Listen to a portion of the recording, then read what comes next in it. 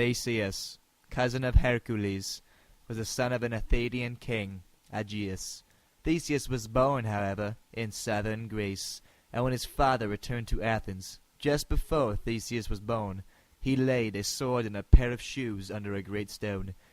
And so he said to his wife, "Whenever the boy, if it is a boy, ever grows strong enough to roll away the stone and retrieve the items beneath it, send him to me to rightfully claim me as his father."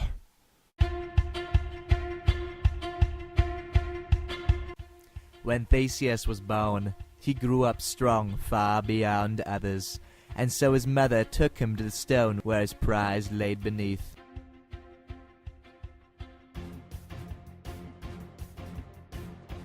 And he disposed of that stone with ease.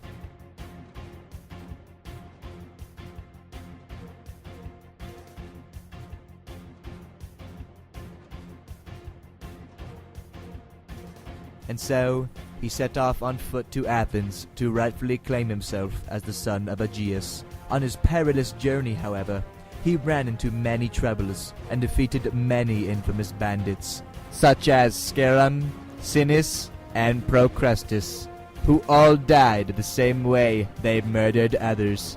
And this is how Theseus dealt his justice. On his arrival, he was invited to the king's banquet, where his father awaited, unaware of Theseus' bloodline. Threatened by his popularity, Aegeus tried to poison him through the sorceress Medea.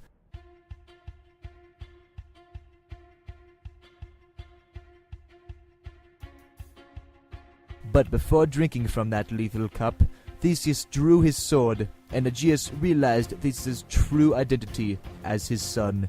Aegeus stopped Theseus from sure death, and Medea, with full knowledge of Theseus' relations to the king, fled to Asia.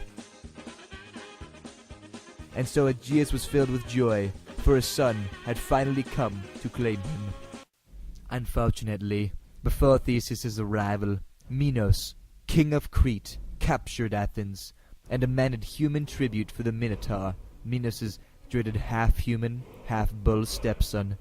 The Minotaur came to be as the result of Poseidon's wrath, who demanded Minos to sacrifice the finest bull in Crete, which Poseidon had even given to him, but Minos refused. Poseidon had made Aphrodite make Minos' wife fall madly in love with the bull, performing bestiality, which led to her giving the birth of a mixed-bred monster.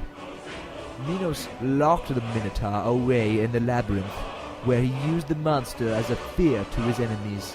Theseus offered himself as a victim to the Minotaur, with the intentions of killing the Minotaur in his dreaded labyrinth, wherein which he dwelled. He told his father, "Father, if I succeed in freeing us of this monstrosity, the original ship that carries me to will return with a white sail. But if I fail, it will remain black upon its return, so that you may know of my fate long before it reaches the shore."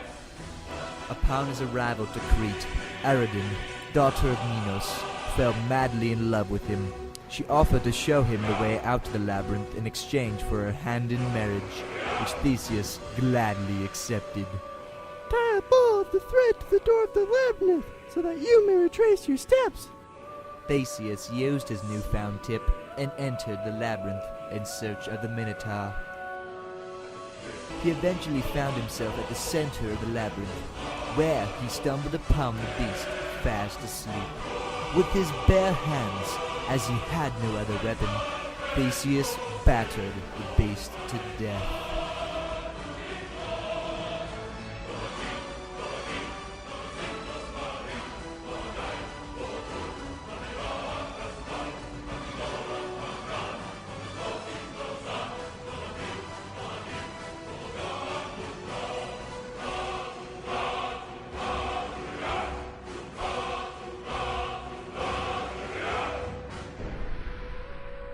And so Theseus took Ariadne and sailed home for Athens. It is unknown what exactly happened to Ariadne during the journey. Some say Theseus abandoned her on the island of Naxos, but others say that during their stop there, while Theseus was still on board the ship, a violent wind sent the boat to sail, and when the sea finally settled, and he was able to return to Naxos, he found her dead from her seasickness.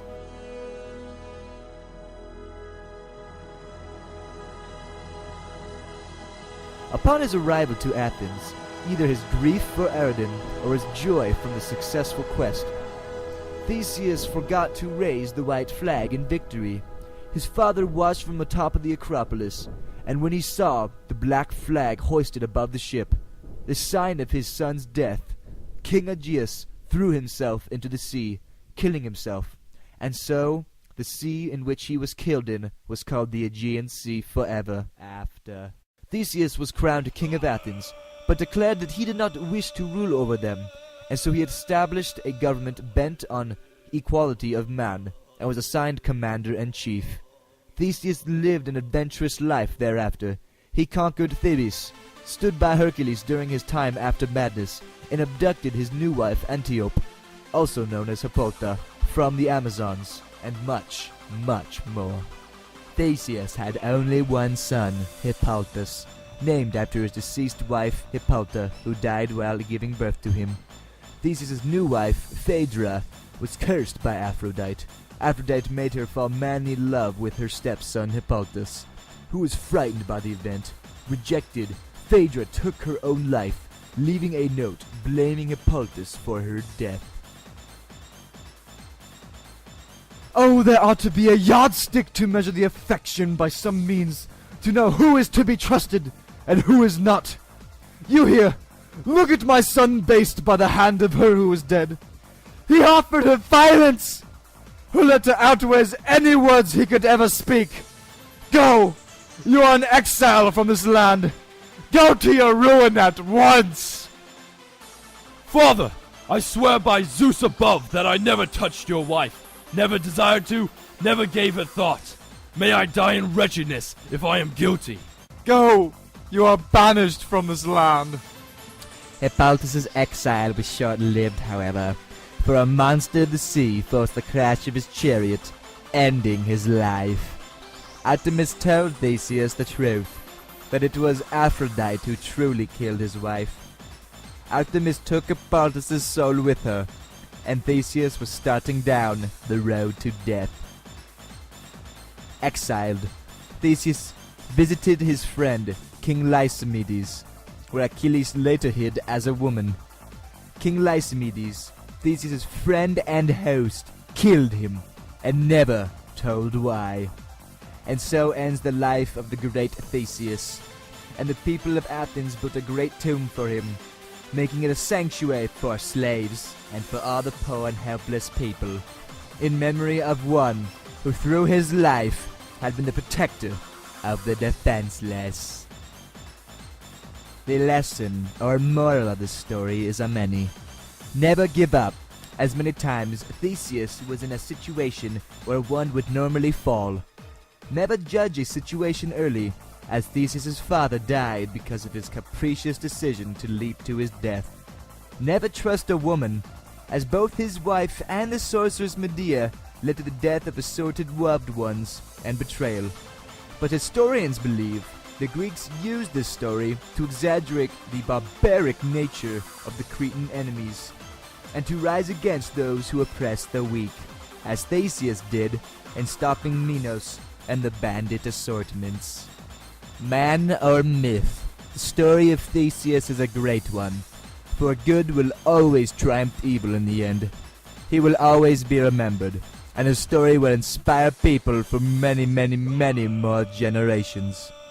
For this is the world we live in, and these are the hands we're given. So use them and let's start trying to make this a world worth fighting for. Thank you, and God bless.